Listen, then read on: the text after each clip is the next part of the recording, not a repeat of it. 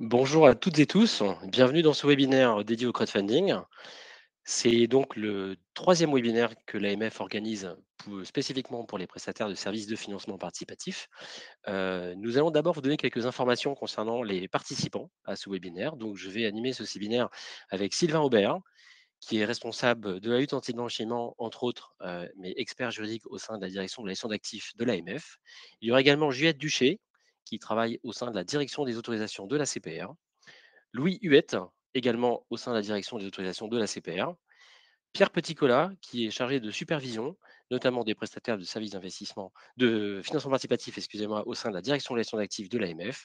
Et Mila Pires, également chargée de supervision dans la même direction, où j'anime une équipe en charge des agréments et du suivi permanent de l'ensemble des prestataires de services d'investissement, notamment les acteurs du crowdfunding. Avant de commencer, peut-être quelques informations techniques sur, les éventuelles, difficultés que vous pourriez rencontrer si jamais vous avez, besoin de vous reconnecter, préférez Edge à Chrome. Ensuite, vous avez, toujours la possibilité, heu, de poser vos questions tout au long de ce webinaire. Vous avez pour ça un onglet dédié qui vous permet en bas à droite de l'écran, de poser des questions au fil de l'eau, ou bien vous verrez, nous aurons entre chaque partie un temps d'échange. Nous essaierons de répondre à la plupart des questions qui nous sont posées, que l'on va donc relever tout au long de ce de webinaire pour pouvoir ensuite y répondre pendant les pauses questions-réponses entre ces différentes parties. Et enfin, vous aurez cette présentation qui vous sera adressée sous forme de replay à l'issue du webinaire. Donc, vous aurez bien un replay qui vous sera adressé. Heu, En termes de sujets abordés, nous allons essayer de faire un panorama relativement complet et actuel, je dirais, des sujets qui ont trait au crowdfunding. Donc, on va commencer par un rappel de la situation, de la population du crowdfunding, notamment en France. Ensuite, on vous redonnera des informations générales, on fera quelques rappels réglementaires, notamment en matière de lutte contre le blanchiment des capitaux et le financement du terrorisme. On verra également les aspects DORA qui doivent commencer à vous occuper maintenant. On parlera également des mesures qu'il est nécessaire de prendre en anticipation en matière de plan de continuité de vos activités.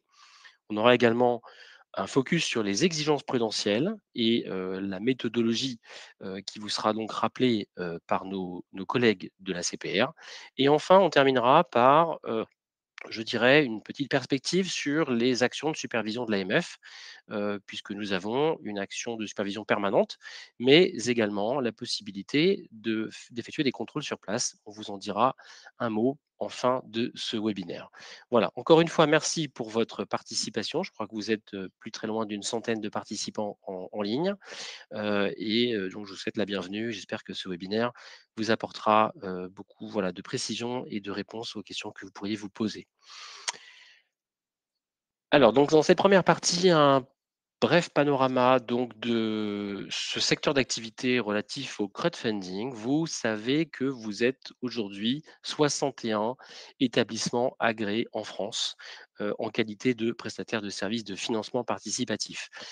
C'est un chiffre assez important puisque l'Union européenne a agréé au total 236 PSFP. Donc la France représente un poids as assez significatif, de la population des acteurs de crowdfunding en Europe. Il y a eu, il y a maintenant 2 à 3 ans, dans cette période assez, nourrie des agréments, des acteurs historiques qui avaient un statut de CIP, qui était connu de l'AMF, ou bien d'IFP qui était connu de la CPR.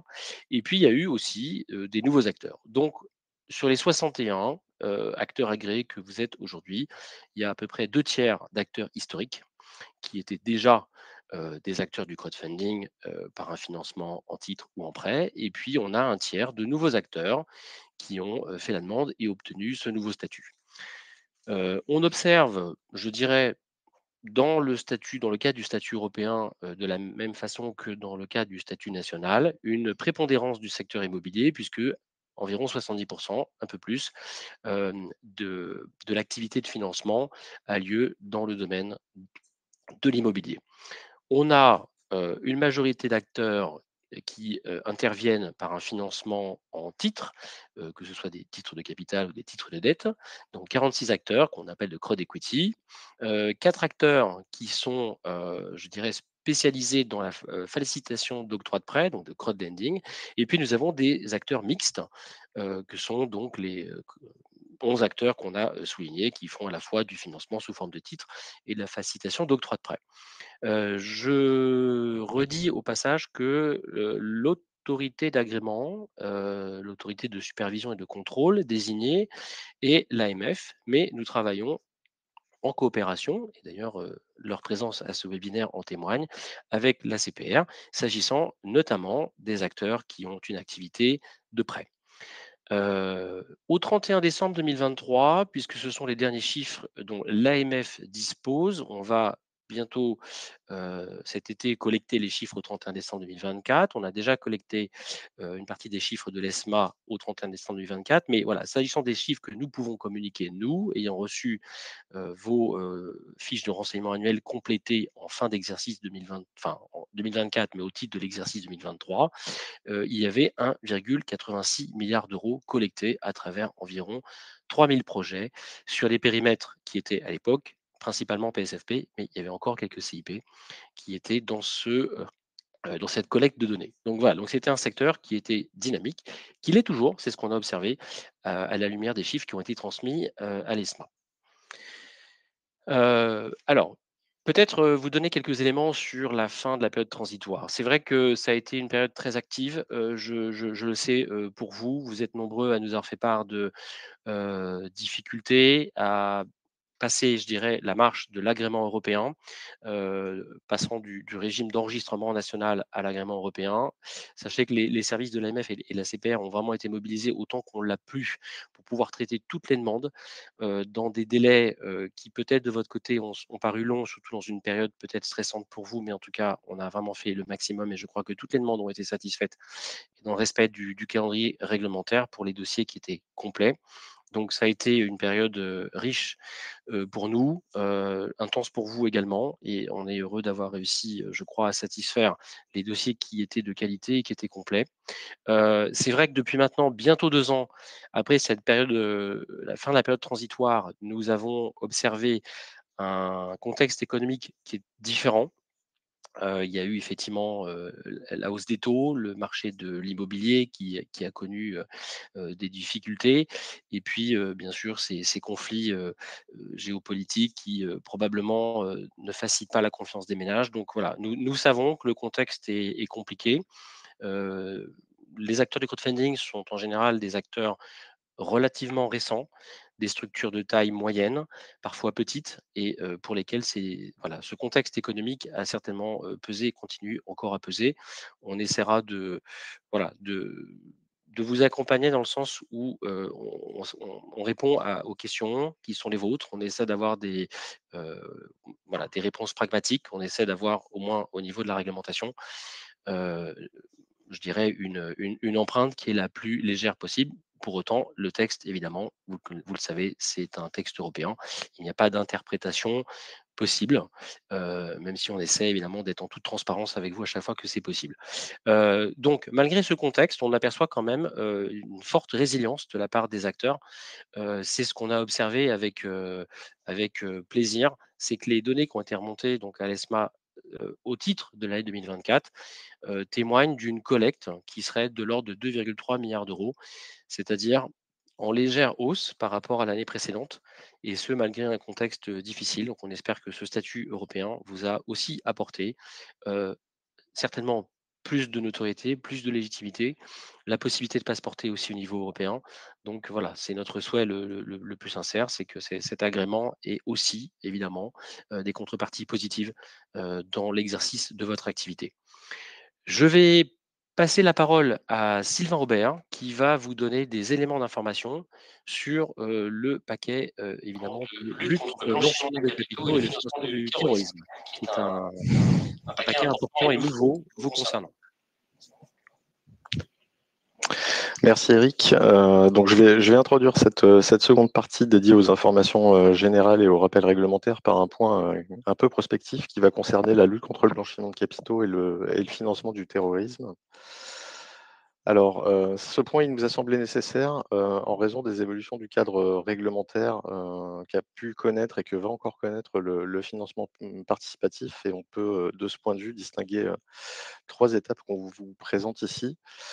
La première, c'est évidemment celle qui est antérieure à l'entrée en application du règlement européen qui institue le statut de prestataire de services de financement participatif, où ce cadre réglementaire sur le financement participatif était exclusivement national, avec, comme Eric l'a rappelé, deux statuts, notamment ceux de CIP et d'IFP. Et ces acteurs n'étaient pas assujettis aux obligations de lutte anti-blanchiment au niveau européen, puisque la quatrième directive ne les envisageait pas, mais ils étaient en revanche soumis à des dispositions en matière de lutte anti-blanchiment à raison de dispositions nationales. La seconde étape, vous l'avez probablement en tête, c'est celle qui résulte donc du règlement qui institue le statut de prestataire de services de financement participatif. Et dans ce nouveau cadre, vous n'êtes pas sans l'ignorer, les PSFP ne sont par principe pas assujettis aux obligations de lutte contre le blanchiment et le financement du terrorisme.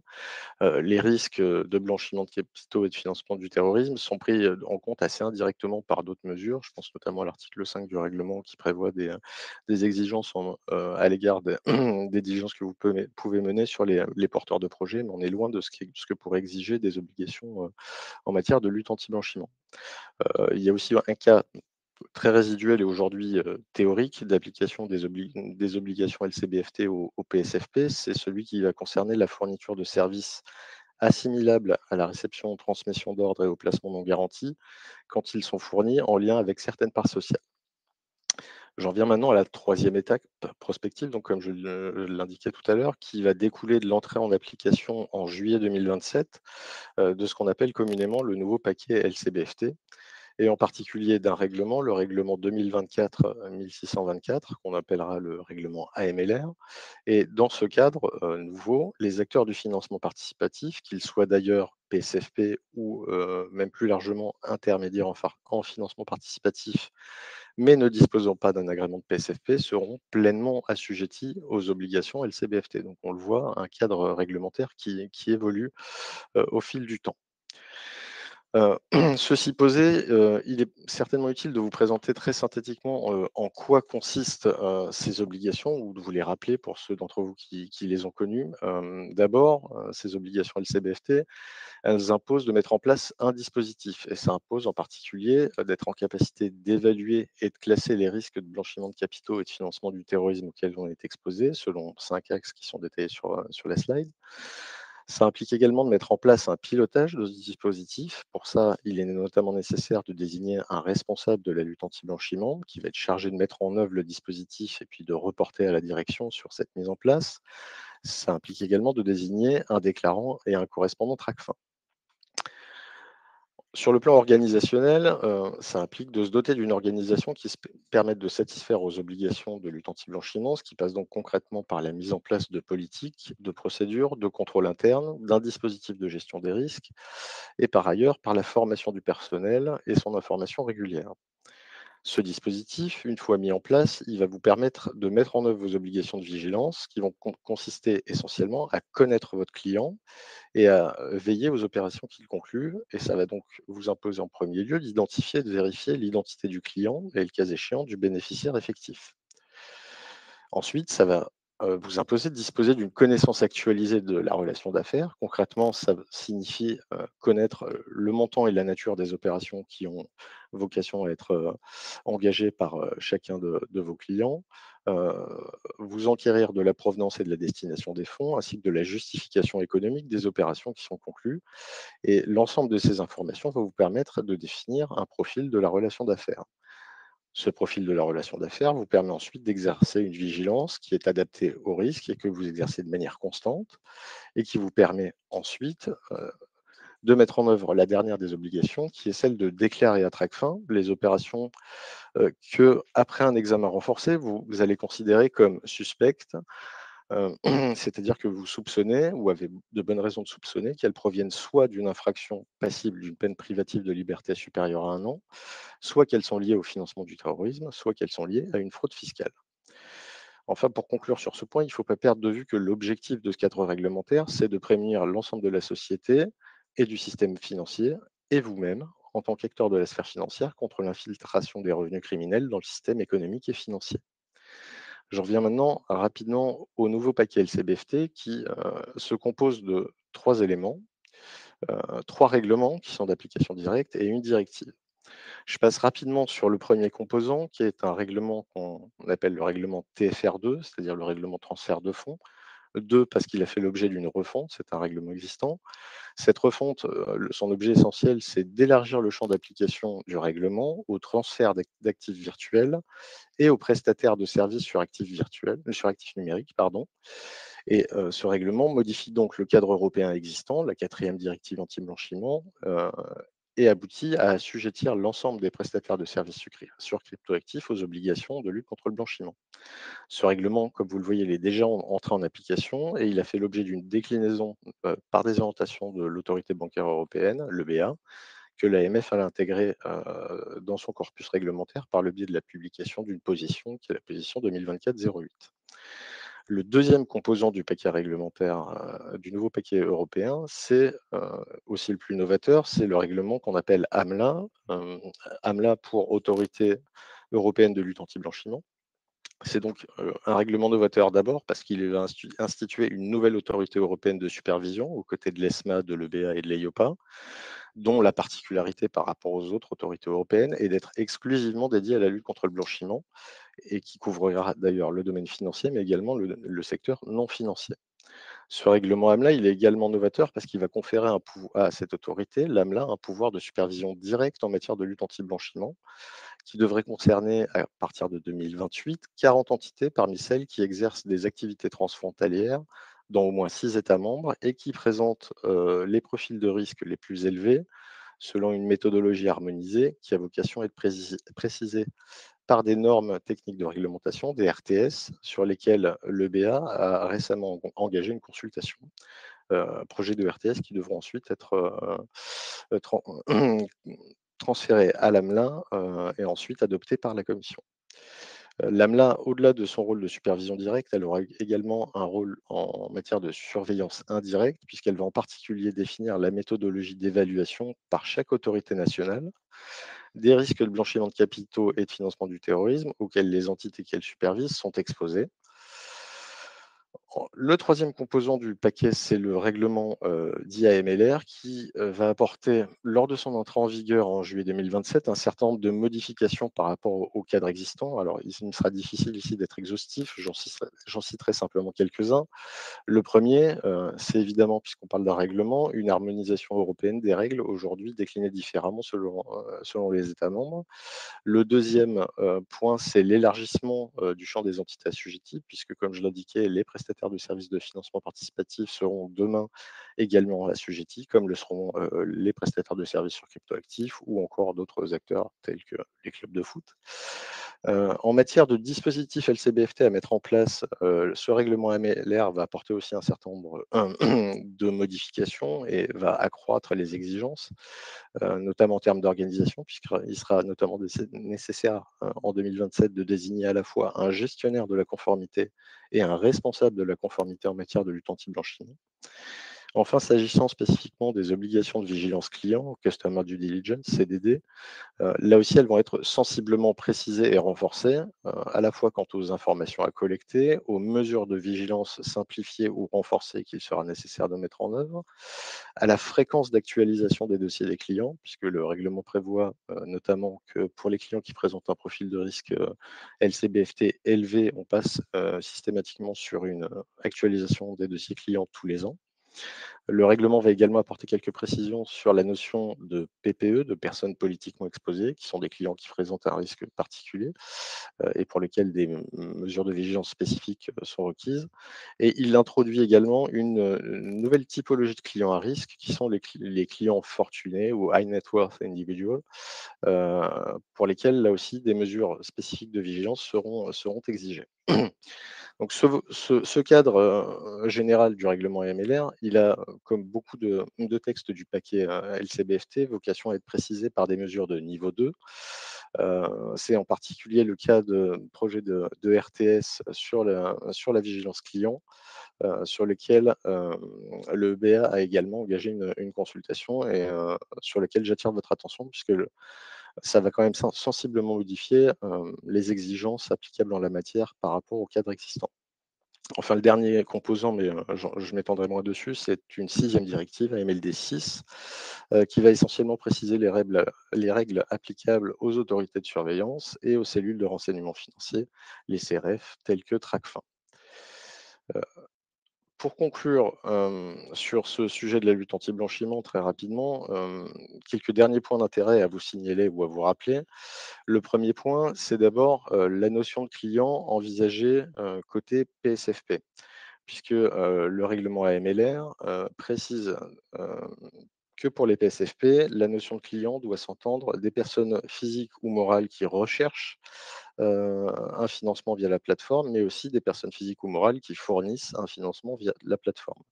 Dit autrement, c'est à l'égard à la fois des investisseurs et des porteurs de projets qu'il sera nécessaire de mettre en œuvre les obligations de lutte anti-blanchiment et donc en particulier les obligations de connaissance, de vigilance et de déclaration que j'évoquais tout à l'heure. Sur les mesures de vigilance, j'en ai déjà parlé, hein, le nouveau cadre va étendre et préciser les informations qui seront à collecter pour identifier le client. Le nouveau cadre précise également les délais d'actualisation pour certaines typologies de clients et prévoir des mesures spécifiques pour certaines catégories de clients nouveaux, notamment les clients ayant un patrimoine élevé. Sur les PPE, les personnes politiquement exposées, le règlement MLR va là aussi apporter quelques précisions, va élargir cette notion aux chefs des exécutifs locaux, va préciser la notion de conjoint de personnes politiquement exposées et va également étendre la notion de personne liée à une personne politiquement exposée pour l'étendre aux frères et sœurs de ces derniers. Enfin, un dernier point sur la notion de bénéficiaire effectif. Vous l'avez peut-être en tête, il y a un seuil pour identifier les bénéficiaires effectifs qui est de 25 du capital ou des droits de vote. C'est un des critères pour identifier le bénéficiaire effectif ou le fait de disposer du contrôle. Ces critères ne sont pas modifiés, ce seuil n'est pas modifié, sauf dans certains cas qui pourraient être demandés par certains États membres. Dans ce cas-là, on pourrait avoir un abaissement exceptionnel de ce seuil de 25 qui pourrait descendre jusqu'à 15. Enfin, dernier point. Aujourd'hui, les personnes qui ont l'obligation d'identifier les bénéficiaires effectifs ont aussi l'obligation de signaler au teneur de registre toutes les divergences qu'ils peuvent constater entre les informations qui figurent dans le registre des bénéficiaires effectifs et celles dont elles disposent dans le cadre de la mise en œuvre de leurs obligations de vigilance client. Le règlement va notamment préciser dans quel délai doit s'effectuer ce signalement des divergences. Et ce délai sera de 14 jours maximum. Voilà pour ce sujet de la lutte anti-blanchiment, dont vous l'aurez compris, l'essentiel à retenir est que le cadre évolue et qu'il va falloir s'y préparer. 2027, ça peut sembler loin, mais ça va arriver assez rapidement, compte tenu en particulier de l'accroissement des exigences et des évolutions que présente le nouveau cadre européen. Et on va passer sur quelque chose d'un peu plus concret et d'un peu moins prospectif, puisque je vais passer la parole à Pierre qui va maintenant vous parler du règlement DORA.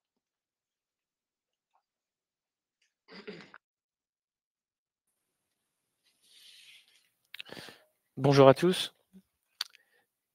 J'ai donc le plaisir de vous présenter cette partie sur un aspect des questions réglementaires, notamment sur DORA. Et je souhaitais rappeler à titre liminaire, bien sûr, que les participants ont la possibilité de soumettre des questions en bas de l'écran d'accueil s'ils le souhaitent. Donc, tout d'abord, un bref rappel sur les enjeux principaux pour les PSFP. Qui se concentre essentiellement sur des thématiques qui vont concerner les risques cyber. Ça a déjà fait l'objet de procédures dans le cadre de la demande d'agrément en tant que PSFP, effectivement, vous avions demandé de soumettre un dispositif conforme relatif à l'utilisation des ressources informatiques et également lié à la ressource des données. On est ici dans un cadre plus large. Le règlement DORA, c'est un règlement exigeant. C'est également un règlement qui s'applique uniformément à tous les PSFP, avec bien sûr des exigences allégées en fonction de la taille de l'entreprise, selon si elles sont considérées comme des micro-entreprises au sens de ce même règlement. Il y a donc ce qu'on appelle l'application d'un principe de proportionnalité et donc il y a un traitement d'une matière non financière qui impose de gérer et d'encadrer ce risque cyber. Dans un second temps, il y a un aspect également très important qui concerne la négociation de clauses avec les prestataires qui sont considérés comme des prestataires critiques au sens du règlement. Vous avez d'ailleurs été sollicité à ce titre récemment dans le cadre d'une campagne pour récolter des informations sur l'ensemble de vos prestataires techniques dans le cadre de vos opérations courantes. Cet exercice a mobilisé, je le sais, beaucoup de ressources de votre côté. Hem, Beaucoup ont réussi à soumettre ce questionnaire directement à l'autorité. Sachez que c'est une première année sur laquelle on accorde une tolérance dans la mesure où c'est qu'une première année d'essai, dans la mesure où, vous le savez, ce règlement s'applique désormais depuis le 17 janvier 2025. L'exercice sera amené à être reconduit l'année prochaine et un exercice de pédagogie sera réalisé parfois individuellement pour vous accompagner dans la mise en œuvre de cette obligation spécifique sur laquelle je reviendrai ultérieurement dans le cadre de ma présentation. Enfin, un des quatrièmes enjeux, c'est tous les questionnements sur les modalités de classification par les PSFP, classification du risque lié à l'utilisation des technologies de l'information et de la communication par les PSFP avant transmission. Un des piliers majeurs de ce règlement DORA concerne la déclaration des incidents majeurs, c'est-à-dire des incidents liés naturellement aux technologies de l'information et de la communication qui supposent que le PSFP doit être en mesure de réaliser une notification initiale auprès de l'autorité nationale compétente, à savoir l'AMF, vous concernant. Cette notification initiale, elle doit comporter, pour les entités qui sont concernées par l'incident, une description brève, de l'incident qui est survenu, les conditions de sa découverte et les critères qui ont conduit à la classification comme incident majeur selon les critères de DORA. Cette notification, elle doit être faite très rapidement, dans les 4 heures qui suivent cette classification de l'incident comme majeur et elle doit être bien sûr déclarée à l'autorité sous 24 heures après sa détection. Donc en fait, pour être très clair, cette notification, elle se fait en plusieurs étapes. On a tout d'abord une notification initiale, ensuite une étape l'envoi d'un rapport intermédiaire qui va comporter donc le détail des impacts en termes financiers et d'indisponibilité du service et également les impacts en termes de réputation. Si possible, l'entrée en activation d'un plan de continuité d'activité pour subvenir aux besoins des clients. Quels sont les services impactés, les mesures temporaires de résolution de l'incident. Généralement, c'est 72 heures maximum qui est demandé dans le cadre du règlement DORA après la notification initiale pour l'envoi de ce rapport intermédiaire. Un rapport final doit également être soumis sous 1 mois. Il doit comporter de manière exhaustive l'analyse des causes à l'origine de l'incident et le plan d'action pour remédier à ces causes. C'est-à-dire que la déclaration d'un incident majeur a une vertu cathartique, c'est-à-dire que lors de la survenance d'une cyberattaque, le PSFP doit tirer les enseignements de cet incident pour ensuite améliorer ses pratiques en matière de protection du risque cyber. Nous avons bien sûr des cas particuliers également. Cette notification initiale qui est requise dans les 4 heures peut être classée comme incident majeur après 24 heures en fonction de la nature et de l'appréciation globale des causes qui ont conduit à la survenance de l'événement. Il y a tout un processus d'information et de justification à l'AMF dans les meilleurs délais qui doit être fait en cas de possibilité de la soumission. Ça peut être notamment le cas, dans un cas extrême où les adresses e-mail des dirigeants ou des opérationnels sont impactées par l'incident. Ce délai peut être reporté dans certains cas précis à midi du jour ouvrable suivant, en cas d'échéance, un week-end ou un jour férié avec, donc, comme je le souligne, quelques exceptions à traiter avec l'autorité. Concrètement, lorsque un incident survient, il est de votre ressort de communiquer auprès d'une adresse email qui est dédiée à cet exercice, ir.dora-psfp@amf-france.org, avec le chargé de portefeuille en charge de votre supervision en copie de ce mail. L'incident sera ensuite traité dans les meilleurs délais si vous disposez déjà d'un jeton Sesterz, qui est un outil de messagerie sécurisé destiné à garantir la confidentialité des échanges suite à la survenance de l'incident. La deuxième option, c'est si vous ne disposez pas d'un jeton Sesterz, vous correspondez encore une fois avec cette adresse mail générique et nous vous envoyons ensuite un jeton qui est créé pour que vous puissiez transmettre votre déclaration et la notification dans les délais précités. Encore une fois, avec le chargé de portefeuille en copie pour également vous guider dans la procédure. Ce template de la notification initiale, vous pouvez le retrouver à disposition sur la page formulaire et déclaration du site de l'AMF. Un lien est dédié à cet effet. Cela doit prendre la forme d'un fichier Excel avec plusieurs onglets qui vont ensuite détailler les 3 étapes de la notification initiale, le rapport intermédiaire et le rapport final avec un onglet systématiquement pour chacune de ces étapes dans le fichier à transmettre. Pour définir une fonction critique, il faut d'abord identifier, au regard de la définition du règlement DORA qui est fixée à l'article 3, quelles sont les conditions à réunir pour caractériser une perturbation qui est susceptible de nuire sérieusement à la performance financière d'une entité financière, donc du PSFP, à sa solidité, à sa continuité de service, ses activités, ou alors si une interruption, une anomalie, une défaillance de l'exécution de cette fonction peut nuire sérieusement à la capacité du PSFP de respecter toutes ses obligations dans le cadre de son agrément. Le PSFP doit donc identifier les fonctions critiques. Et donc, cela suppose de cartographier l'ensemble des fonctions de l'entité et d'identifier celles qui répondent à cet article 3. Je vous renvoie également à la définition d'un incident majeur dans le cadre du règlement délégué en son article 8, qui fixe donc les conditions de définition d'un incident majeur. On a donc plusieurs seuils qui permettent d'évaluer à quel moment l'incident est d'importance significative. Et ce seuil est fixé au sein du règlement à l'article 9, paragraphe 5.b, notamment lorsque les réseaux et les systèmes d'information font l'objet d'un accès réussi, malveillant et non autorisé, susceptible d'entraîner les pertes de données. Il y a également 2 autres seuils d'importance significative que vous pouvez utiliser, auxquels vous pouvez vous référer dans votre appréciation du caractère majeur de l'incident. Un autre exemple, et c'est souvent un des cas les plus courants, on l'a vu sur d'autres prestataires, ça peut être l'indisponibilité de l'outil de passage d'ordre ou alors l'outil de rançongiciel qui est installé par les hackers qui peuvent utiliser ces techniques malveillantes.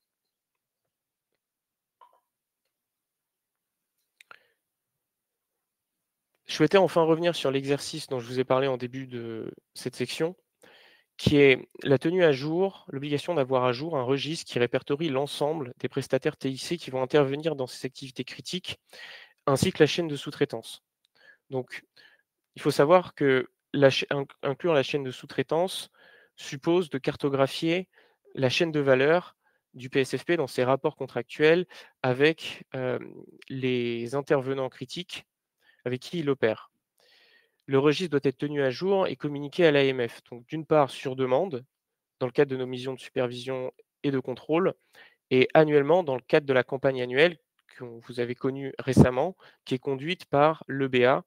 Cette campagne donc, qui vise à identifier les prestataires TIC, donc critiques, et assurer une supervision directe de ces entités. Ces entités seront supervisées directement auprès des autorités européennes, la Banque centrale européenne, le IOPA, ainsi que l'ESMA, et l'EBA. Cette première campagne annuelle a eu lieu du 1er avril au 30 avril 2025 et pour les besoins de l'exercice de pédagogie dont je vous ai parlé, elle a été prolongée jusqu'au 30 mai. Cette campagne est désormais clôturée, mais il faut garder en tête que cet exercice doit servir d'enseignement pour améliorer les pratiques de transmission à partir de l'année prochaine.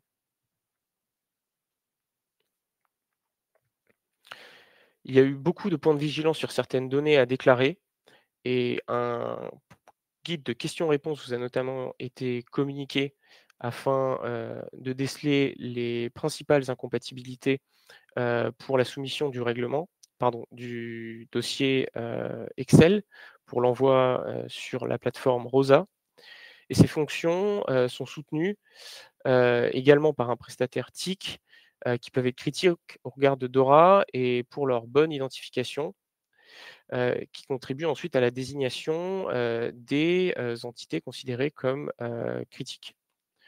Donc c'est avant tout extrêmement important d'identifier dans la chaîne de sous-traitants, les prestataires TIC pour comprendre l'origine des incidents et un caractère potentiellement systémique d'un incident qui peut toucher plusieurs sous-traitants de plusieurs prestataires, TIC, notamment afin d'éviter les réactions en chaîne dans, l'impact que peuvent avoir, l'incident au cas particulier. Et c'est donc, pour ma part, la fin, de cette présentation. Je souhaitais conclure pour vous dire que vous avez tous été contactés individuellement, pour, poursuivre la mise en application de ce règlement complexe, notamment pour déterminer dans un premier temps, si vous êtes micro-entreprise ou non, et également pour aller plus avant, dans la construction, des mesures de mise en conformité avec ce règlement. Et enfin, je souligne que les chargés de supervision seront là pour vous accompagner dans la mise en œuvre de ces exigences. Je vous remercie.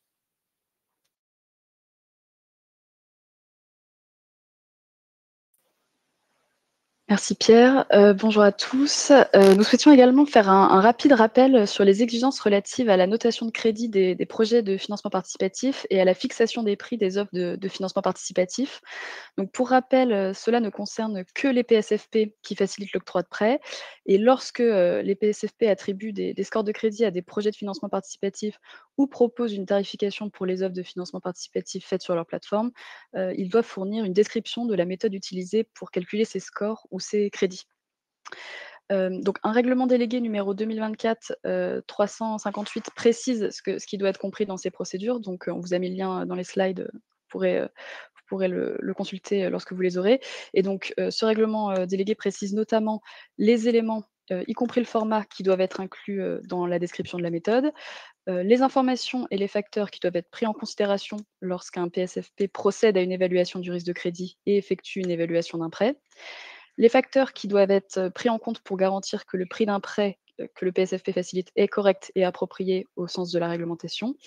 Et enfin, le contenu minimal et la gouvernance des politiques et procédures requises par la réglementation et le cadre de gestion des risques. Donc s'agissant des bonnes pratiques, nous souhaitons vous rappeler quelques éléments compte tenu notamment de ce que l'on a pu voir dans les précédents dossiers qu'on a traités. Donc tout d'abord, s'agissant du format, on veut attirer votre attention sur le fait qu'il faut bien que ce soit des procédures qui soient différentes des communications publicitaires, même si elles doivent être publiées sur votre site internet. Et il faut que la présentation de ces documents soit claire et lisible. S'agissant du calcul du score des crédits des projets, donc la liste de tout ce qui doit être, indiqué dans la procédure, elle se trouve à l'article 2 du règlement délégué, que je viens de mentionner. Mais on aimerait attirer votre attention sur le fait qu'il faut, vraiment, penser à bien, prendre en compte certains des facteurs non financiers. Également prendre en compte nous présenter la pondération qui est faite entre les facteurs financiers et les facteurs non financiers. Il faut également un tableau qui indique les échelons de notation, du crédit. Et enfin, et c'est aussi assez important, il faut bien prévoir, à quelle fréquence, seront mis à jour ces scores. Et ensuite pour le calcul des prix des offres de financement participatif, donc la liste est présentée à l'article 3 du règlement délégué. On attire votre attention sur le fait qu'il faut vraiment décrire, la façon dont la méthode tient compte, de certains aspects du prêt, et notamment le montant, du principal du prêt, son échéance, la structure temporelle du remboursement échelonné, ainsi que les résultats, des modèles de notation. Et enfin, il faut vraiment que votre procédure mentionne, explique, comment sont évalués les prêts en cas de défaut.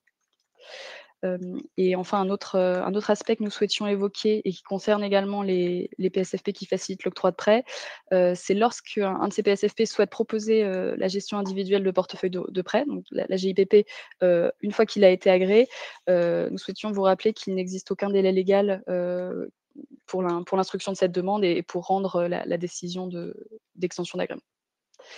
Et donc ceci étant dit, je rends la parole à Eric pour une période de questions-réponses sur les 3 sujets que nous venons d'évoquer. Merci beaucoup. Merci à Sylvain, merci à Pierre, merci à Juliette pour vos exposés qui étaient très clairs. J'espère que ça vous a été justement profitable. On a quelques questions. Je vous invite à en poser autant que vous le souhaitez sans vous censurer. C'est vraiment fait pour ça. Il n'y a pas de mauvaises questions. On est là pour essayer d'y répondre. Donc, on a une question en matière de lutte contre le blanchiment des capitaux et on a également, je crois, voire 2 questions sur Dora. On va essayer donc d'y répondre. Je laisse peut-être la parole à Sylvain pour la question qui a trait à la LCBFT. Merci Eric. Donc la question qui a trait à la LCBFT était de savoir auprès de qui doit se faire le signalement des divergences que j'évoquais en fin de présentation. Donc comme je l'indiquais, les divergences, ce sont celles que vous constatez entre les informations qui figurent au registre des bénéficiaires effectifs et celles dont vous disposez par ailleurs dans le cadre de vos diligences en matière de lutte anti-blanchiment, ce qui, par conséquent, veut dire que le signalement des divergences doit se faire auprès du teneur de registre et donc en France auprès du greffe du tribunal de commerce, très concrètement sur Infogreffe, qui met à votre disposition un portail des divergences que vous pouvez retrouver très facilement en faisant une petite recherche internet.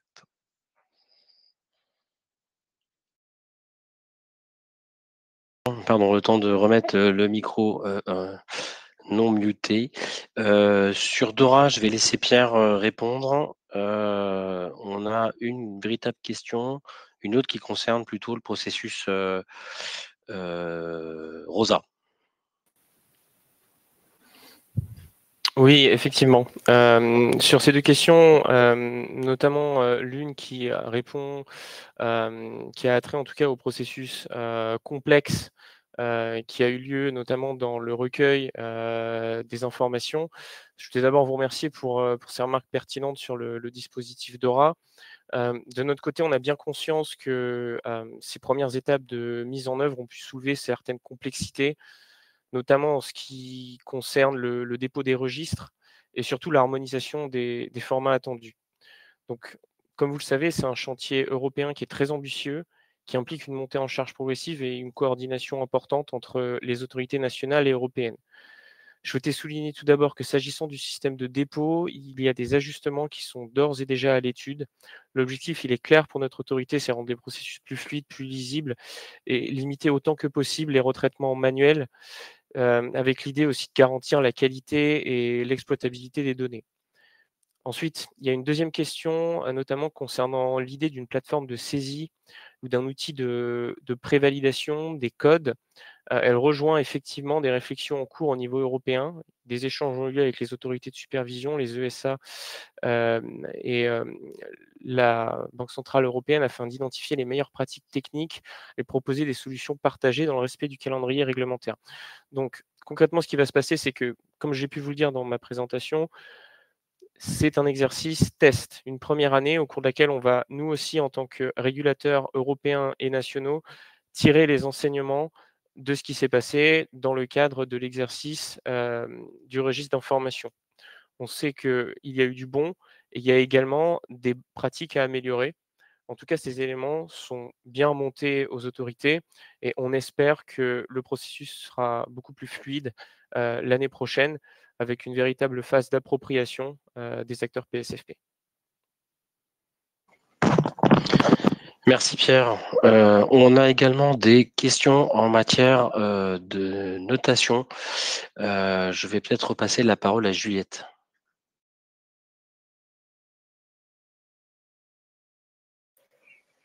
Oui, exactement. Alors, on a une question qui nous demande si la notation de l'évaluation des prêts, en particulier en cas de défaut, doit prendre en compte les sûretés utilisées et si elle doit discriminer selon la qualité des sûretés utilisées. Oui, tout à fait. Alors, en effet, là, dans la présentation que je vous ai faite, c'était plus pour mettre en évidence certains éléments qui manquent régulièrement dans les procédures qu'on reçoit. Mais en effet, vous retrouverez dans le règlement délégué cette obligation de préciser, de prendre en compte les sûretés utilisées. Et vous l'avez notamment à l'article 3, c'est bien quelque chose qui doit être pris en compte.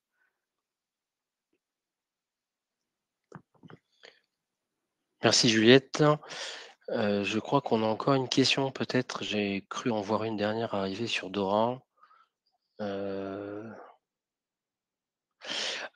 une autre question également que je vois. Alors pardon, j'ai du mal à remettre ma caméra. J'essaye. Si ça ne fonctionne pas, je passerai sur un autre écran.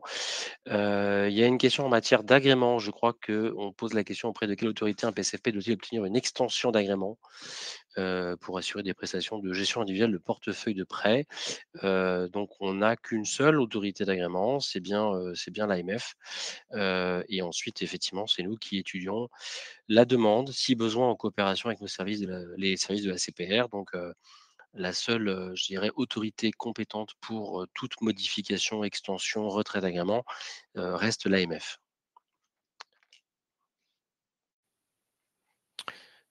Et j'enchaîne donc sur une question qui a été posée dans la boîte à questions sur les conséquences de non-dépôt pour les PSFP passé la date du 30 mai. Alors, on a vu beaucoup d'entités agréées PSFP qui nous ont communiqué effectivement ce formulaire manuellement par retour de mail, à défaut de pouvoir le communiquer via l'outil ROSA. On vous remercie pour ces informations. C'est important pour nous de les conserver à titre de régulateur national. Cependant, ces informations ne seront pas prises en compte pour transmission auprès de l'EBA. Néanmoins, pour les acteurs qui sont encore en phase d'élaboration de ce ROI, l'autorité nationale reste preneur de l'envoi par tout canal de ces éléments, quand bien même il n'est pas pu faire l'objet d'un envoi via ROSA, pour ensuite une transmission à l'EBA pour cette année.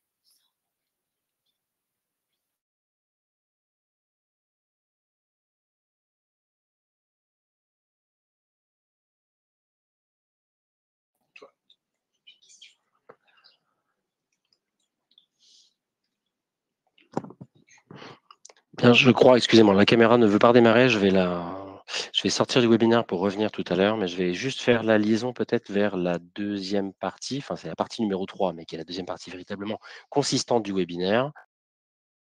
Été au bout des questions qui avaient trait à cette première partie. On va vous parler d'un sujet, c'est Mila qui va présenter ce sujet très important, qui est le plan de continuité des activités.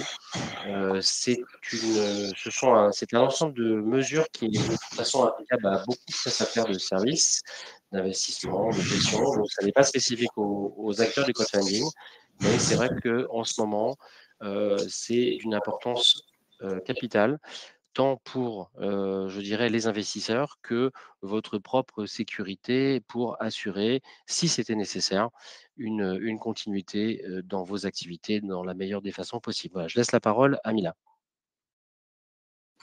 Alors, merci Eric. Oui, alors tout d'abord, un rappel du cadre réglementaire en matière de plan de continuité d'activité. Le règlement PSFP vous impose de mettre en place un plan de continuité d'activité pour assurer la continuité des services essentiels en cas de défaillance du prestataire. Donc plus précisément, les PSFP doivent s'assurer de la continuité de la fourniture des services essentiels liés aux investissements existants et la bonne gestion des accords entre le prestataire potentiel de services de financement participatif et ses clients en cas de défaillance de la plateforme.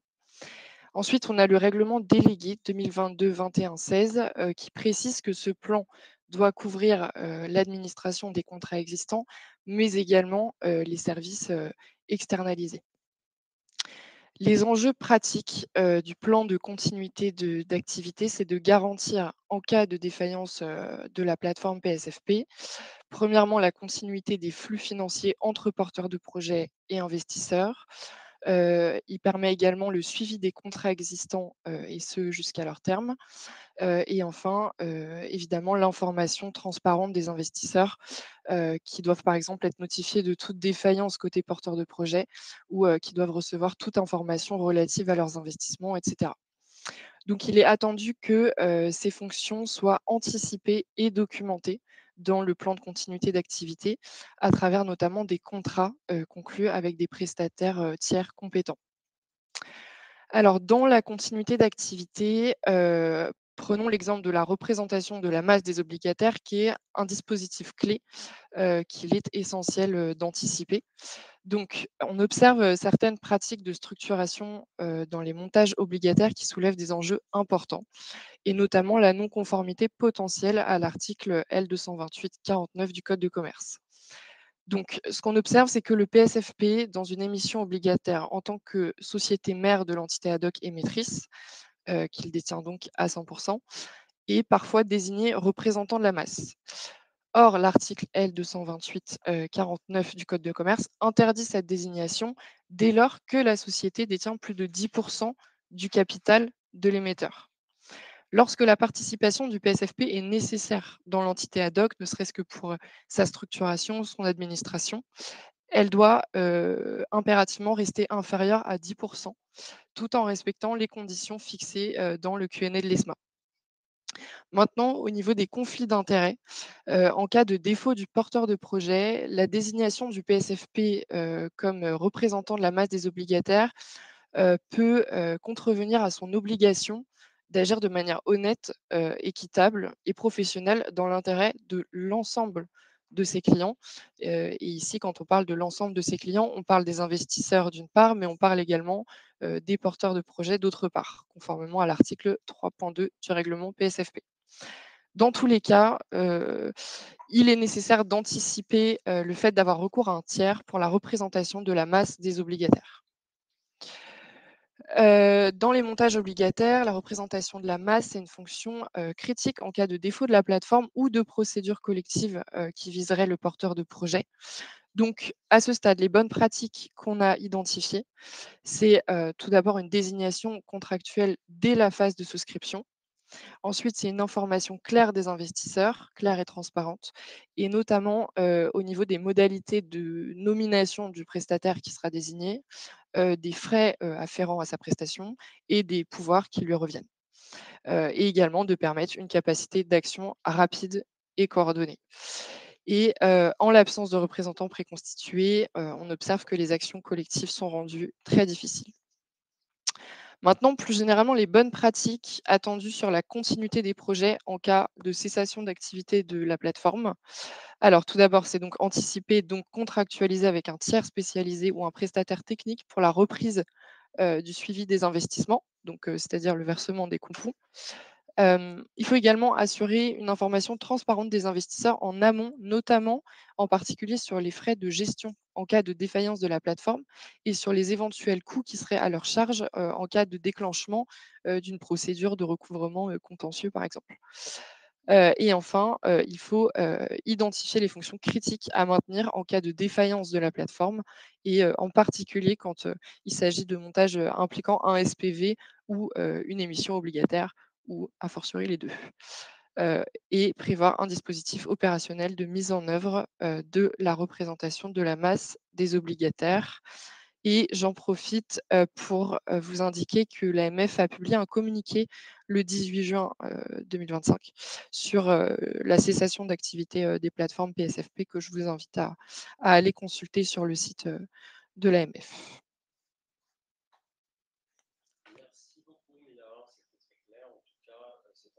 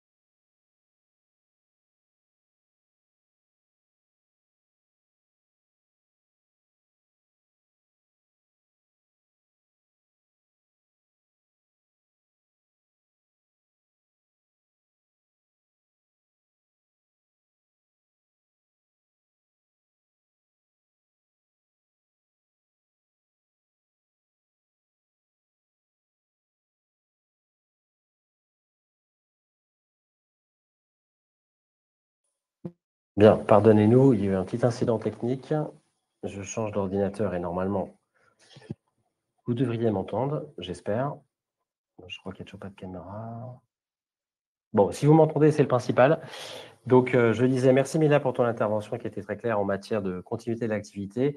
C'est vrai que ce sont des exigences importantes, non seulement au niveau de l'agrément, mais ensuite dans la vie de votre entreprise. Il faut avoir anticipé ces questions-là parce que si ce n'est pas le cas, lorsque les difficultés ou la cessation d'activité malheureusement intervient, on peut avoir une difficulté à faire le lien entre les porteurs de projets et les investisseurs. Il y a évidemment des prestataires que l'on avait nommés gestion extinctive qui sont là pour vous aider dans la prestation technique.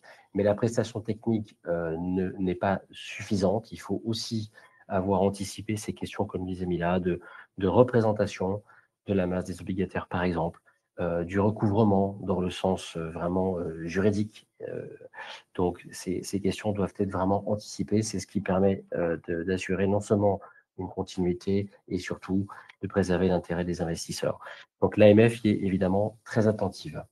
Merci beaucoup, Mila. Je vais repasser maintenant la parole pour une autre partie qui traite des garanties prudentielles. Louis Huette va vous réexpliquer le cadre, la méthodologie au titre de l'expertise de la CPR en matière de règlement et de garantie prudentielle.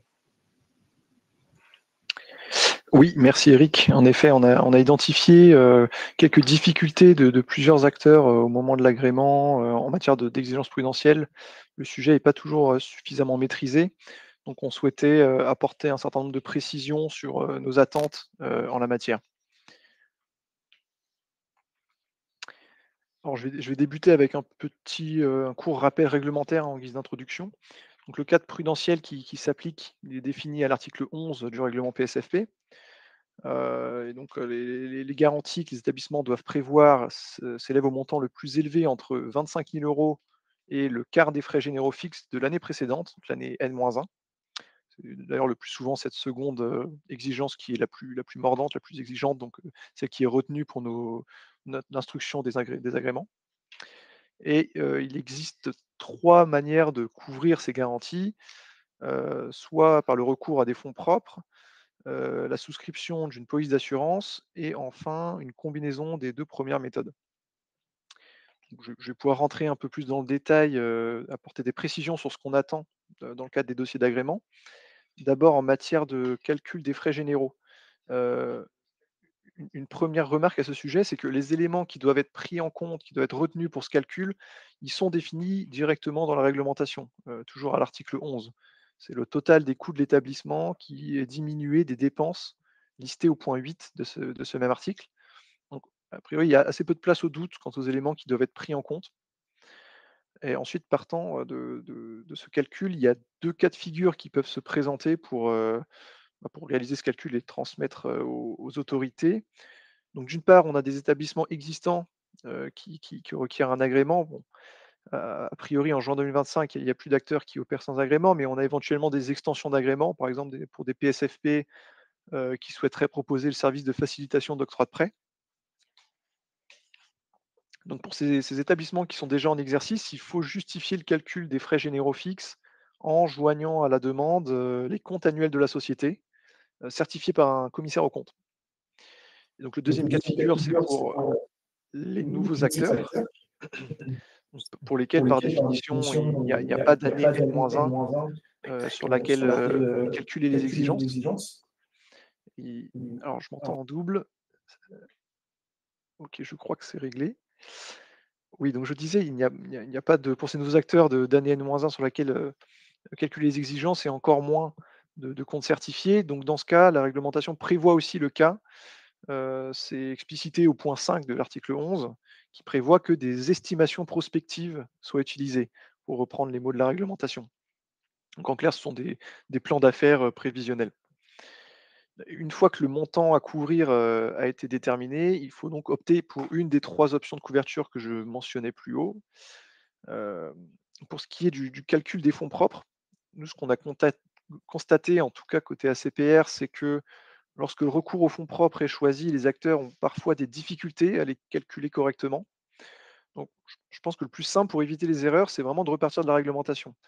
L'article 11, en l'occurrence, renvoie au règlement européen 575/2013, donc c'est le règlement qu'on appelle communément CRR. Et en particulier, l'article 26 de ce règlement liste les éléments principaux qui sont éligibles aux fonds propres de base de catégorie 1. Les articles suivants, notamment l'article 28, précisent par ailleurs les conditions requises pour que d'autres instruments puissent être retenus dans le calcul des fonds propres. Donc, je vais prendre juste un exemple, parce qu'on voit de temps en temps des acteurs intégrer les comptes courants d'associés, par exemple, à leur calcul. Bon, bah, la première chose à voir, c'est que ce n'est pas listé directement à l'article 26. Et ensuite, si on regarde les conditions de l'article 28 pour l'éligibilité d'un instrument, on a par exemple le critère qui est défini au point 1F qui veut que l'instrument ne puisse pas justement donner lieu à un remboursement, sauf en cas de liquidation de l'établissement. Or, un compte courant d'associé, ça donne lieu à remboursement dans des conditions prévues contractuellement, le plus souvent à la demande des associés d'ailleurs. Donc les conditions ne sont pas remplies et cet instrument ne peut pas être pris en compte dans les fonds propres de base de catégorie 1. Donc tout ça pour dire que si vous avez un doute concernant la prise en compte ou non d'un élément dans vos fonds propres, eh bien, c'est à vous d'effectuer ce travail de vérification en vous référant à la réglementation directement, et ça permet d'éviter des allers-retours avec le régulateur qui peuvent être chronophages. Un autre point d'attention sur le sujet, qui concerne le résultat de la société. Le point 2 de l'article 26 du règlement CRR précise que les bénéfices ne peuvent être intégrés aux fonds propres que s'ils ont été vérifiés par un commissaire aux comptes. Donc, par définition, dans des projections d'activité, pour une société qui demande un agrément, c'est impossible d'avoir des comptes certifiés par anticipation. Donc, il ne faut pas les intégrer au calcul de fonds propres dans les plans d'affaires prospectifs que vous transmettez aux autorités de régulation au moment de l'agrément. Donc, la réglementation prévoit également des déductions à effectuer sur ces fonds propres. À ce titre, le règlement PSFP mentionne explicitement l'article 36 de CRR.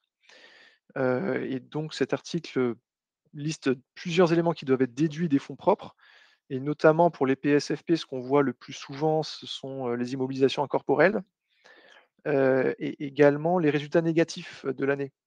Donc là, si vous avez bien suivi ce que je disais précédemment, si les résultats sont bénéficiaires, ils ne peuvent pas être intégrés aux fonds propres, puisqu'ils doivent avoir été certifiés par un commissaire aux comptes.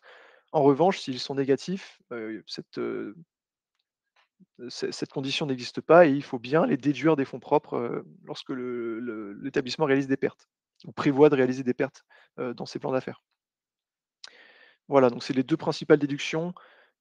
Éventuellement, on peut avoir des cas où des participations au sein d'autres établissements doivent être déduites, mais ce sont des cas plus spécifiques, je ne vais pas rentrer plus que ça dans le détail. Quoi qu'il en soit, tous ces calculs doivent être présentés dans des plans d'affaires que vous transmettez au régulateur. On demande une projection sur 3 ans en général, minimum, et dans au moins deux scénarios différents, donc généralement un scénario de base et un scénario dégradé. Ce qui est important, c'est vraiment de présenter les hypothèses de manière détaillée dans le dossier, parce que si on reçoit juste un plan d'affaires brut, on ne peut pas vraiment retracer, on va dire, la logique économique. Donc voilà pour la question le recours aux fonds propres. Mais alternativement, si un acteur décide de recourir non pas aux fonds propres, mais de souscrire une assurance pour couvrir ses garanties, eh bien, il faut que la police d'assurance soit conforme de nouveau aux exigences de l'article 11, en particulier aux points 6 et 7. Bon, il y a 3 points essentiels qui sont listés sur la slide. J'irai plus rapidement pour cette partie.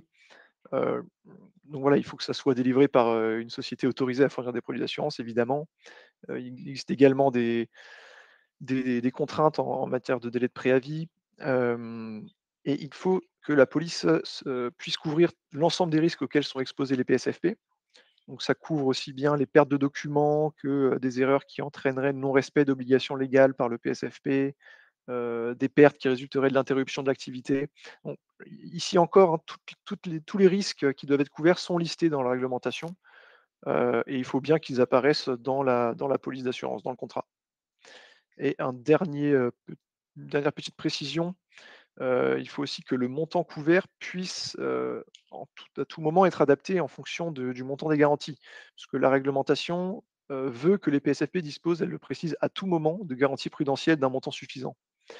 Donc nous, ce qu'on demande dans les polices d'assurance, c'est qu'il y ait une clause de révision annuelle pour le montant couvert. Voilà pour les exigences prudentielles. Je vais rendre la parole à Eric pour une question, pour une session de questions-réponses de nouveau. Merci. Merci beaucoup, Louis. J'espère que vous m'entendez à défaut de me voir. Donc, on a quelques questions qui sont effectivement posées en matière de continuité de l'activité. Une première question, je crois, à laquelle je dois pouvoir répondre, qui concerne l'éventuelle régulation des prestataires de gestion extinctive. Est-ce qu'ils sont soumis à la régulation de l'AMF ou pas? Alors, a priori non. Maintenant, tout dépend effectivement du spectre de leurs activités. Mais en tout cas, si ça n'est qu'une prestation technique, informatique, à ce titre-là, non, ils ne sont pas assujettis, ils ne sont pas sous voilà, la supervision de l'AMF. Néanmoins, si c'est je dirais une entité qui a d'autres activités par ailleurs, alors il faudra vérifier que celle-ci ne tombe pas dans le champ d'application d'un règlement. Mais en tout cas, si ça n'est que cette prestation-là, non. Ensuite, je crois qu'il y avait des questions en matière de qui peut assurer la représentation de la masse. Est-ce que Mila, tu souhaites répondre à ces questions-là? Notamment, est-ce que l'avocat peut être le représentant de la masse? Ou Sylvain peut-être? Je ne sais plus qui répond. En tout cas, le texte ne dit pas les choses aussi explicitement. Je crois qu'on ne peut pas répondre par la négative, hein. Il y a votre cabinet d'avocat pourrait assurer ce rôle-là, mais je dirais, indépendamment de de son activité de conseil, en matière de crowdfunding pour la plateforme. Mais en tout cas, le texte ne l'interdit pas. Et alors, je crois qu'on avait aussi une autre question sur ce sujet de représentation de la masse et notamment le fait de savoir si un PSFP s'exposerait à une sanction s'il devait être désigné comme représentant de la masse en contravention des obligations qui sont posées par le code de commerce qu'évoquait Emilia. Alors, je pense que ce qu'il faut avoir en tête, c'est que le risque sur ce sujet est peut-être pas, en tout cas, prioritairement disciplinaire. Je pense que le risque, il est surtout, ça va être pour moi plutôt un risque juridique pour le PSFP dans la mesure où, que ce soit côté investisseur ou même porteur de projet, le fait de ne pas satisfaire à l'obligation posée par le code de commerce pourrait susciter des difficultés vis-à-vis des investisseurs et des porteurs de projets. Cette question plus généralement de la représentation de la masse, comme vous l'avez probablement en tête, elle n'est pas spécifiquement adressée par le règlement. Donc c'est pas tellement sous l'angle disciplinaire qu'il faut l'envisager, mais plutôt sur le plan du risque que ça vous fait, auquel ça vous expose vis-à-vis des investisseurs et des porteurs de projets, dans le cadre de la détermination de qui assure la représentation de la masse des obligataires.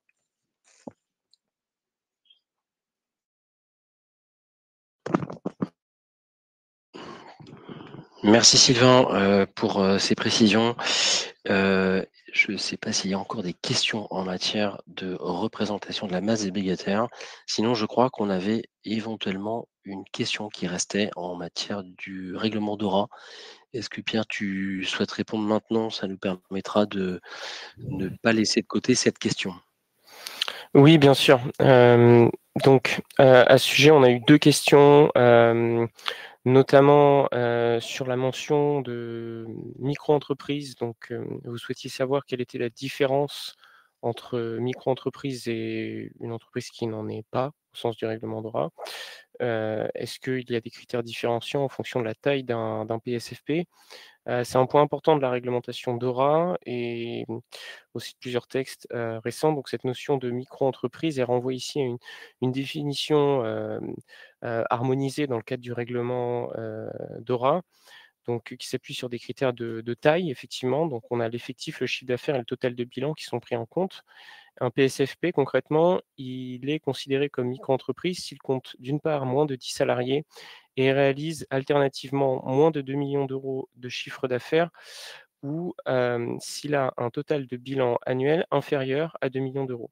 Donc pourquoi c'est important? Parce qu'il y a certains volets du règlement DORA qui prévoient des obligations allégées pour les entités de plus petite taille, notamment en matière de gouvernance des risques, de reporting ou encore de tests de résilience opérationnelle.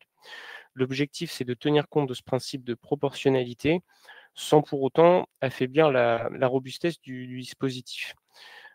Cela étant dit, c'est important de souligner que ces exigences fondamentales de DORA, elles s'appliquent uniformément à tous les PSFP, quelle que soit leur taille. Et donc la qualification de micro-entreprise, elle permet une adaptation de certaines modalités pratiques, mais ça ne consiste pas une exemption de fond. C'est-à-dire que tout le monde est assujetti au règlement DORA de la même manière, mais on va dire que dans la charge administrative à mettre en œuvre, on va avoir effectivement des exigences allégées du fait des PSFP qui relèvent de ce statut de micro-entreprise. D'où le recensement que l'on mène actuellement dans le cadre de nos missions de supervision. Ensuite, il y avait une deuxième question sur le fait de savoir si l'EBA ne pouvait pas récupérer directement tous ces registres. C'est une bonne question. Effectivement, on pourrait imaginer une remontée directe des registres DORA à l'EBA. En réalité, c'est un choix qui a été fait dans le règlement, qui repose sur un schéma décentralisé, dans lequel on a des autorités nationales qui conservent un rôle de premier niveau dans la collecte des informations et de la supervision. Donc c'est principalement issu du principe de subsidiarité en droit européen. On privilégie surtout le fait que les autorités nationales restent donc ces interlocuteurs directs des entités, notamment pour des raisons de proximité et de connaissance des entités financières. Et enfin, le rôle de l'EBA n'est pas destiné à superviser directement les PSFP ou les entités financières en général. Son rôle, c'est de produire des standards techniques et d'assurer la convergence des pratiques. Merci Pierre pour ces précisions sur DORA. Je crois qu'on avait encore une dernière question qui relève de la continuité d'activité, à savoir est-ce que l'associé, je crois majoritaire, du PSFP peut assurer ce rôle. Alors là, encore une fois, on risque d'avoir un règlement qui n'est pas suffisamment précis pour vous répondre de façon certaine. En tout cas, l'interdiction n'est pas formulée. Après, je pense qu'il faut reconnaître que c'est pas la situation idéale. Quand on est dans une situation de crise, voire de cessation d'activité, c'est vrai que on attendrait plus idéalement une externalisation de ce type de prestation. Et puis, de façon très pragmatique, si l'activité est en extinction, en tout cas en difficulté, c'est vrai qu'assurer malgré tout la représentation de la masse obligataire semble délicate. Donc voilà, le règlement est muet sur le sujet, mais nous, il nous semblerait en tout cas être une bonne pratique d'externaliser cette prestation et justement de ne pas vouloir assurer jusqu'au bout cette représentation, puisque c'est justement pour prévoir les difficultés aussi de la plateforme qu'on souhaite cette externalisation vers un tiers. Alors, je ne sais pas si on a épuisé toutes les questions. Je crois qu'on a répondu à la plupart des questions. Alors, j'ai aussi une question qui vient d'arriver, je crois, à l'instant. L'AMF a-t-elle pour ambition d'orienter les PSFP vers la mise en place d'un fonds de garantie? Alors là, clairement, ce n'est pas l'AMF qui est à la manœuvre. Ce serait au conditionnel au niveau européen. Nous n'avons pas connaissance de discussion en matière de fonds de garantie. C'est vrai que c'est un mécanisme qui existe pour d'autres prestataires. Mais en tout cas, pour ce qui est du crowdfunding, ça n'est pas en tout cas un mécanisme qui est envisagé, au moins à court terme. En tout cas, l'AMF n'en a pas connaissance. Mais en tout cas, à titre intellectuel, ça me paraît être une question très, très fondée, très pertinente. Mais voilà, c'est pas prévu. Écoutez, je crois qu'on va passer à la dernière partie. Mais alors, comme c'était moi qui étais censé l'animer, j'espère au moins que vous m'entendez. À défaut de me voir, je crois que mon collègue Sylvain va braquer la caméra sur moi. On va essayer de trouver un système, voilà, un peu dérogatoire, mais qui devrait fonctionner. Voilà, merci beaucoup. Donc, je change de caméra. Merci Sylvain. Donc en fait, on va simplement vous dire un petit peu quelles sont les actions de supervision des régulateurs, donc de l'AMF, puisqu'on est l'autorité, je dirais, compétente. Mais encore une fois, on travaille beaucoup avec nos collègues ici présents de la CPR, y compris dans les travaux de supervision. Et si contrôle sur place, il devait y avoir, on les associera selon la typologie d'établissement et évidemment s'il y a une dimension de facilitation d'octroi de prêt. Je vais aller au slide voilà, de supervision avant de revenir en arrière sur les contrôles. Donc le plan de supervision, c'est, un plan de supervision annuel qui est, décliné pour chaque type d'établissement. Les prestataires de services de financement participatif, entre autres, mais évidemment pas uniquement. Disons que depuis 2 ans maintenant qu'on a, passé la fin de la période transitoire pour, les agréments, on a donc évidemment une population assez importante de 61 établissements, comme on le disait tout à l'heure, qu'il nous faut superviser. Donc, comment ça s'est traduit? La plupart d'entre vous ont été contactés, sollicités pour des réunions à l'AMF ou parfois en distanciel, mais en tout cas, voilà, on a un rythme, je dirais, d'échange qui est très régulier, très important. Je pense que la grande majorité d'entre vous ont eu l'occasion d'échanger avec nous. On s'est d'abord intéressé au nombre de dirigeants, on s'est intéressé aussi à votre structure de conformité. On s'est intéressé à la délégation éventuelle du niveau 2 ou du niveau 3 de contrôle interne. On s'est intéressé à la certification des comptes, comme l'a dit tout à l'heure Louis.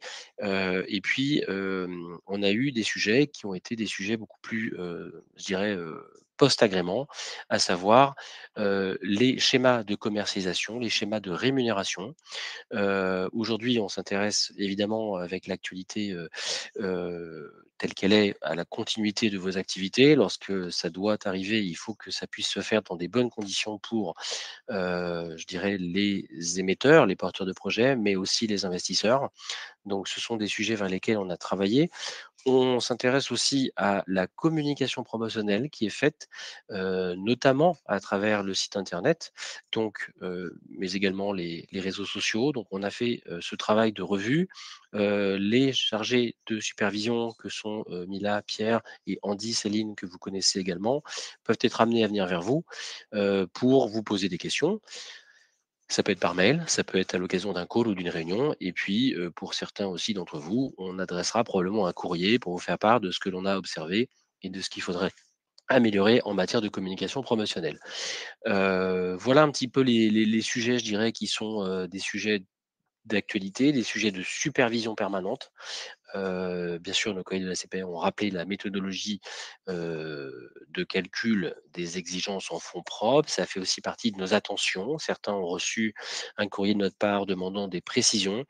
Donc sur, on l'espère, une rentabilité à venir, mais aussi si je dirais s'il n'y a pas de capacité d'autofinancement, est-ce que vous avez des perspectives de lever le fonds complémentaires pour pouvoir assurer ces exigences, que je vous rappelle qui sont applicables à tout moment, même si voilà, nous sommes aussi dans je dirais la compréhension de l'activité. On sait bien que c'est pas à chaque instant, mais en tout cas le texte l'impose.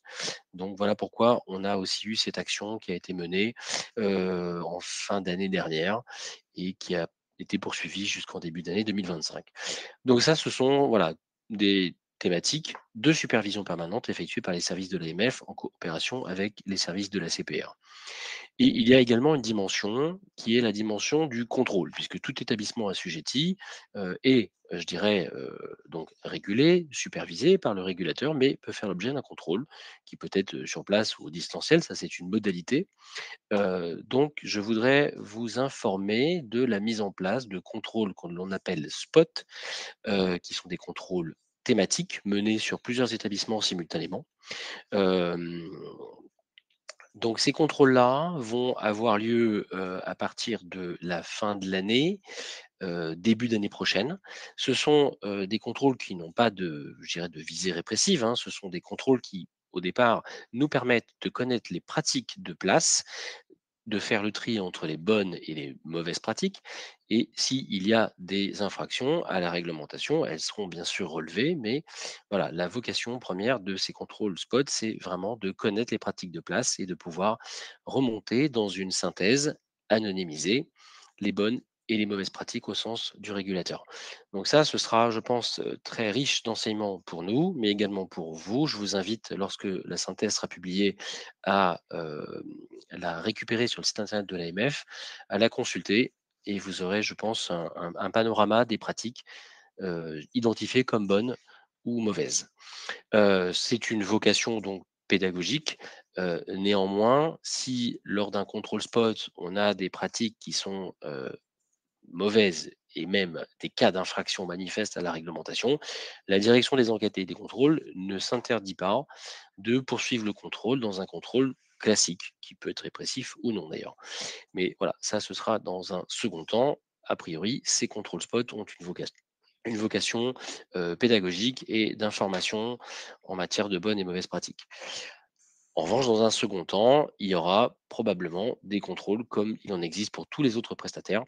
Donc, ce sera probablement dans le courant de l'année 2026. Les priorités de supervision de l'AMF seront publiées de toute façon pour l'année 2026 et vous pourrez en prendre connaissance à ce moment-là.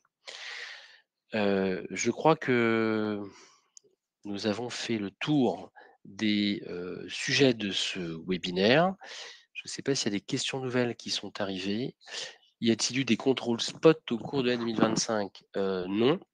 Il y aura un premier lancement de contrôle spot sur le crowdfunding. Donc le panel, en général, est de 5 établissements. Ça peut être plus ou moins, mais c'est généralement 5. Et dans ces cas-là, les établissements concernés seront informés de la mise en place du contrôle. Ce sont des contrôles qui sont relativement ciblés et qui sont en général assez courts. Voilà, donc il n'y en a pas encore eu pour l'instant. Il y en aura qui démarreront probablement avant la fin de l'année 2025.